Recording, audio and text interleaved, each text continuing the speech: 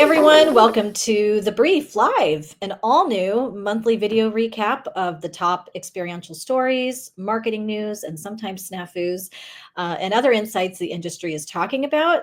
Each episode is a monthly compilation of our weekly dispatch, The Brief, which you can find as a LinkedIn newsletter and summary on eventmarketer.com. Our editors have poured over the month's top stories and prepared some commentary and analysis of it all in brief, just for you. And with that, I'd like to introduce the creator and curator of The Brief, our own Kate Shea, senior editor, manager of digital for Event Marketer. Welcome, Kate. What's on your mind? What's up? What's up, party people? Hey. Well, I have a lot of things on my mind, so that's quite a question, Rachel. But I think, the 23rd annual EMS that we're just coming off of is certainly top of mind right now. And when I think about stuff that I've taken away from it, it really comes down to the keynote on creativity and embracing limitations and using that as sort of a catalyst for creativity as opposed to thinking that it's going to hinder your creativity. And then, just the format of the keynote was so interesting because it was getting everyone out of their comfort zone, turning people into artists. I am definitely not an artist. Let's just put that out there. And it was like this networking moment and this learning moment all in one. So I thought that was pretty incredible. I loved it too. I have to say that trying to sketch someone that you don't know in under a few minutes is an interesting exercise. A lot of laughs, but some good connection. I thought it was fantastic. Here are a few more just scenes from the show, and you can catch all of our coverage on eventmarketer.com now. We also have some day in the life recaps and clips on Instagram shot by our managing editor, Juanita Chavarro Arias. And let's bring her on. Juanita, what is the one thing you brought home from the Hall of Ideas that you can't get enough of? Yeah, well, I just have to say that I agree with everything that you said. EMS was such a good time. I got this cool Instax photo moment that doubles as, I'd say, an EMS 2025 and Vegas photo op memento. So I'm going to be putting this on my fridge until next year when I can get a new one. Fantastic. All right, so let's get into our recap, shall we? I'm sure we're not alone, but we're all feeling a bit of Severance season-ending sadness. The Apple TV series about a mysterious corporation and its employees. We're just trying to suppress those any influences, so if you haven't watched season 1 or 2, which recently wrapped, you might have certainly heard about the season's quirky campaigns that caught our attention, and most importantly, that of Kate's, right? Absolutely. Yeah. I mean, it helps that I'm a Severance super fan, but, Apple would have grabbed my attention either way, right? I mean, you have this brilliant show, but that doesn't always translate to brilliant experiential. But in this case, I think it very much has. I mean, Apple has been busy. So I will set up the first one that I saw by telling you what a travesty my timing was on this one, because they went to cover NRF in New York City on the day before this pop-up, which means I went through Grand Central twice where this pop-up was 24 hours before it took place. I was devastated. But that said, it's not about me all the time. The way they took a glass box and just took a scene straight from the show and dropped it in a public location for everybody to observe. I mean, brilliant, right? The actors vacuuming and just all these insane details. And then, the season ended, and I think we all thought that's it for stunts and Severance experiences for the year. And then they come up with a stunt in the UK where they're carrying blue balloons around, and then thought that was it. And then their FYC campaign comes up, and they're actually hosting this in the actual building where Lumen Industries is supposed to have existed. So a lot of incredible work out there, and I really don't know what's next, and maybe that's the best part.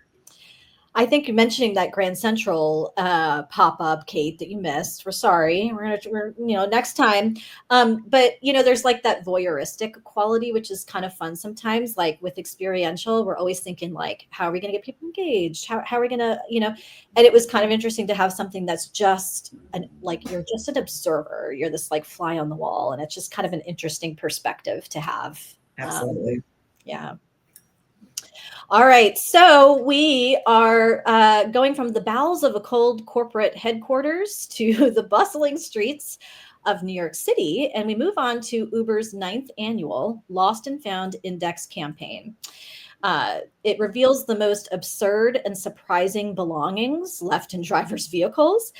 This year, however, the brand brought it to life with an activation in the Flatiron district of New York City. Juanita, what's your take?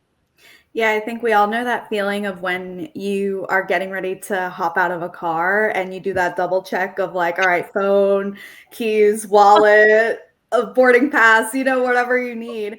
But it's not always accurate. Sometimes things get left behind. So Uber popped up this lost and found experience where attendees could explore an exhibit of forgotten items like live lobsters, mannequin heads, and a chainsaw, which is incredibly random. And someone actually left behind 175 cheeseburgers in the backseat of an Uber last year. I don't even know how, like, Kate, when I read that, I was shocked. I don't have words for some of these people, but they're in a special breed of their own. Yeah.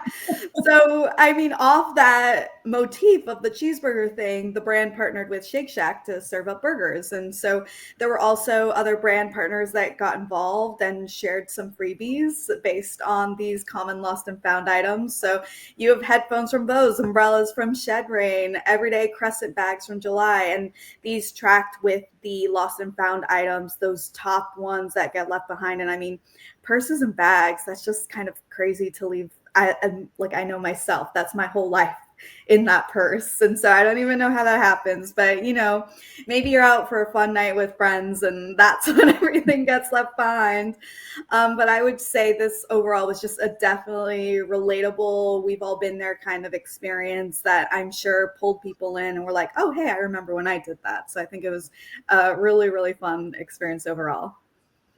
It kind of reminds me of a few years ago, and Kate, maybe you can jog my memory, but with Chipotle, and they were noticing that folks would steal the sauce, like were stealing the sauces. So they came up with a campaign that was like, all right, here's this, like they gave away the sauce, like they were giving away bottles of sauce. So it's almost like it reminds me of that in the way of finding sort of that quirky detail that about your brand and just going in on it and making it relatable to people and kind of putting it out into the open. It's kind of a cool idea.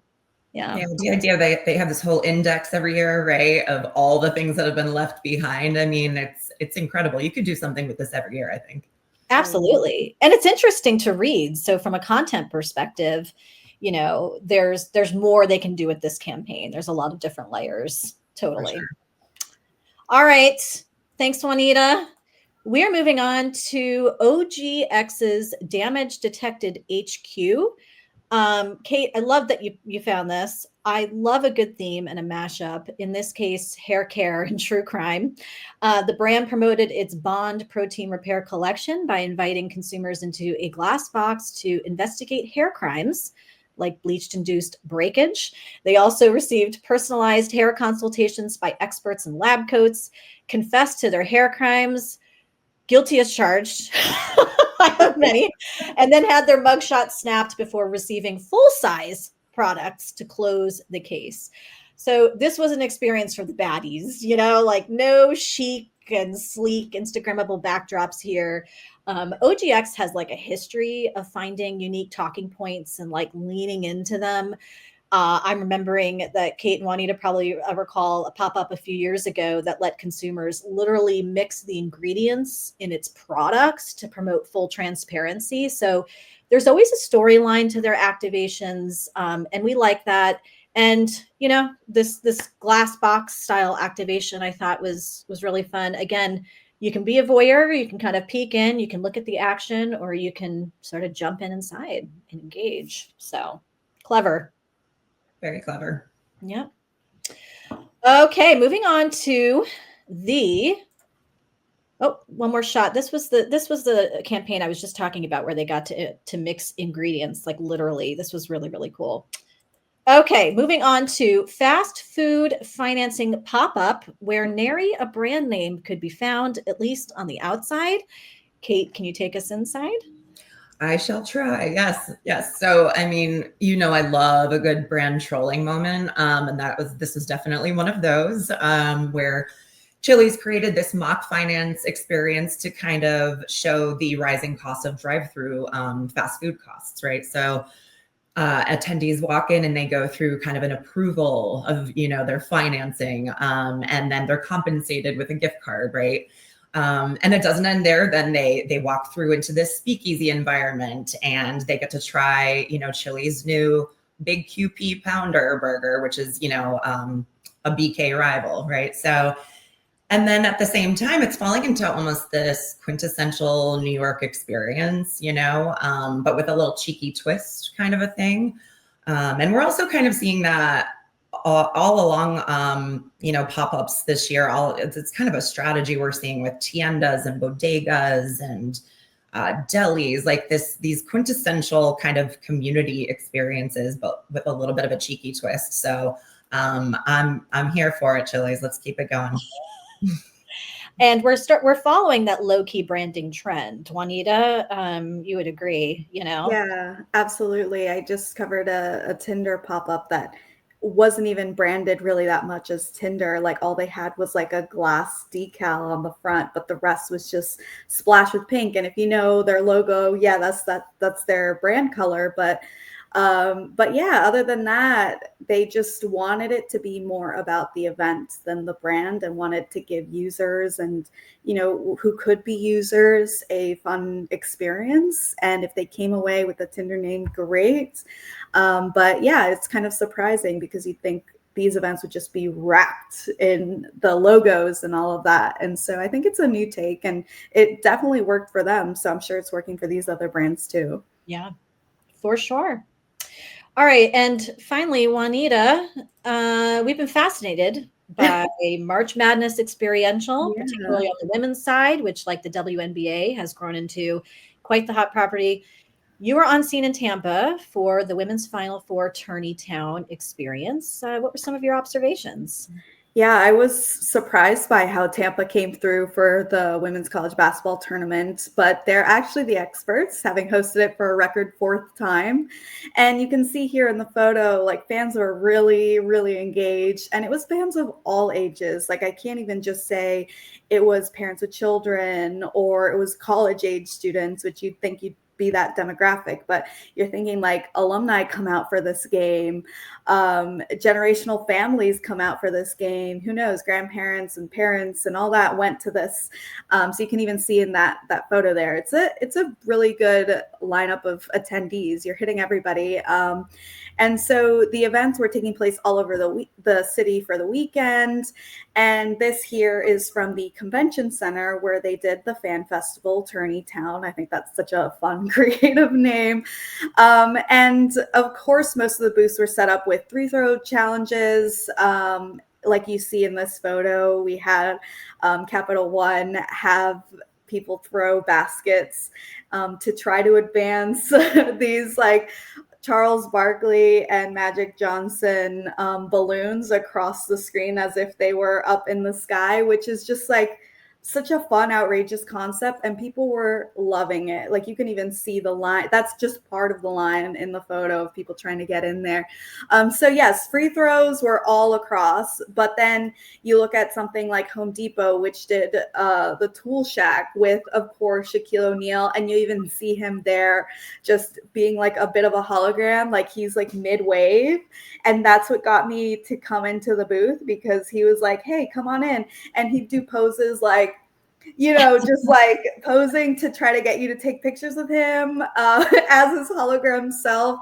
And he was just everywhere in there, like even at one point hidden in bushes, kind of like that Homer Simpson meme where he's just like coming out. I just loved it. But I do have to shout out, some of my favorite experiences, like Home Depot. This isn't like essentially basketball themed. Of course, you have the bracket in the background, but there are a bunch of DIY activities, like just kind of getting the brand across while incorporating it into this basketball tournament setting. But then we also had Geico Garage, which was really cool because rather than setting up a basketball court, they created hoops out of ordinary household items like bike baskets, garbage cans, and laundry bins inside of a branded garage.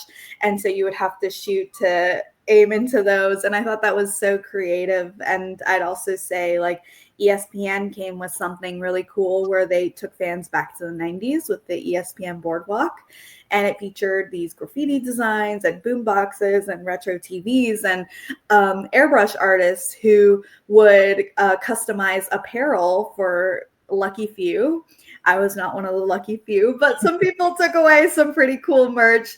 And so it was just, I was kind of surprised by how these brands got creative. Like, they took the basketball theme, yes, but then they translated that into something that would make them stand out. Like, to me, Home Depot, Geico, ESPN were the ones who set something up that was different from just, hey, take a few shots, shoot a few baskets. And so I really enjoyed those. And I will say, like, that first image showed UConn fans really came out. Like, they were by far the most represented team in Tampa. And I would say it worked out for them because the Huskies took home the championship trophy. So it was really a lot of energy. I will say it was blazing hot. You see the brand ambassador there with like the hat on because the sun was really beating down that day. But I would say it was all worth it. And definitely came away with a few bucket hats because, of course, Florida, like, quintessential swag item. Bucket hats really are the rage this year. I think we've seen that. I'm so glad they're coming back. Like, again, with that ESPN 90s thing, it just kind of fits. I love it. Here for it. 90s kid all the day, all the way. All right. So as we begin to wrap up, I thought we could close with a round of this or that. Are you both game? Yeah, let's do it. All right. So we have on our left or your right, depending on how you look at this, human claw machines. Not a new phenomenon in this industry, but definitely making a comeback this year, or made up sommeliers. So Juanita, what's your take? Yeah, I mean, it's surprising because claw machines are all the rage right now. There are a bunch of them at Coachella brand activations this month, but I'll say that luggage brand BEIS definitely made the biggest splash on social and IRL in March with its human claw machine. And you can see someone here strapped in and ready to go. And it gave them a chance to just go into this huge ball pit and pull out BEIS suitcases and products. And I'll just say, if I'm getting strapped in, I better be coming away with a primo check bag size suitcase. Like, that one in the picture is not big enough for me. And I'll just be like Hulk arms pulling that out. I would say that too. If I'm going to get strapped in, get hauled over some merch, Right. I'm walking away with something high quality, big, I have to win. There's no not winning in this. Yeah, I think it's even better than like regular claw machines because it's not like you reach down for something and it like grabs and misses. Like, I know the power of my arms are gonna be like steel wrapped around this thing, so I come out with it. I would not want to meet you near a claw machine, my friend. Yeah, when it comes to swag, I'm ready to go. All right, Kate, your take on sommeliers. All right. So, I mean, this is something people have been experimenting with, brands have been experimenting with a bit. We saw Heineken had Nomaliers a few years ago to promote its non-alcoholic beer. And I think the most recent is Torani, which did a 100th anniversary pop-up and created syrup sommeliers. And people even got, certificates to showcase their expertise. So, if you're being clever about it and weaving your brand in a cool way, and you're facilitating a fun experience and not just kind of using a buzzword, then I'm here for it. I think it's a good plan. I think the physical certificate's a nice touch too, or maybe a card. So, you can pull it out and tell people that you're a coffee flavoring sommelier. I mean, kind of fun. I mean, something to tell people at parties. to find it out. Oh. All right. Well, that about wraps up our first edition of the Brief Live. We'll put a bunch of info on the programs we've talked about in the description below, and we'll see you back here next month. Until then, be sure to subscribe to the Brief LinkedIn newsletter. Kate curates it every week. Lots of good news and updates to check out in there. And of course, all of our weekly coverage is on eventmarketer.com, and you can subscribe to our channel here to check us out again. Thanks for watching. Bye.